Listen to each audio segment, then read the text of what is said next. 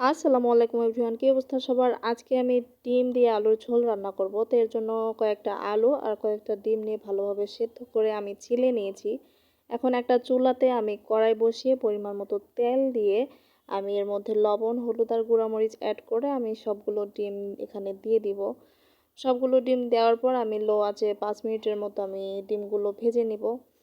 সবগুলো ডিম ভাজা শেষ হয়ে গেলে এদিকে সেদ্ধ করা আলুর মধ্যে আমি পরিমাণ মতো লবণ, হলুদ আর গুঁড়ামরিচ অ্যাড করে দিয়েছি। আদা রসুন আর জিরা বাটা অ্যাড করে দিয়েছি। এখন সবগুলো আমি আলু ভালোভাবে মাখিয়ে নেব। সবগুলো আলু ভালোভাবে মাখানোর পর আমি এখানে পরিমাণ মতো পানি অ্যাড করে দিব। আমি এখানে প্রায় 1 কাপের মতো পানি অ্যাড করে দিয়েছি।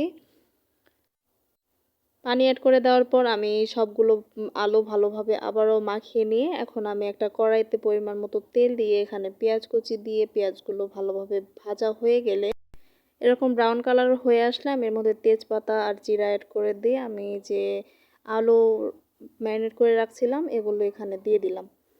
তেলের মধ্যে দেওয়ার পর আমি সবগুলো আলু ভালোভাবে কষিয়ে নিব। এখন আমি ঝোলের পানি অ্যাড করে দিব। পানি অ্যাড করার পর আমি সবগুলো ডিম এখানে অ্যাড করে দিয়েছি। তো আমার রান্না করা প্রায় শেষ। এখন আমি ধনিয়া পাতা অ্যাড করে দিয়ে আমি 5 মিনিটের জন্য ঢেকে রেখে দিব। তো আমার রান্না করা শেষ, এখন আমি পরিবেশন করব।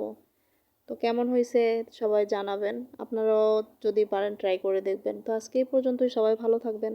আল্লাহ হাফেজ।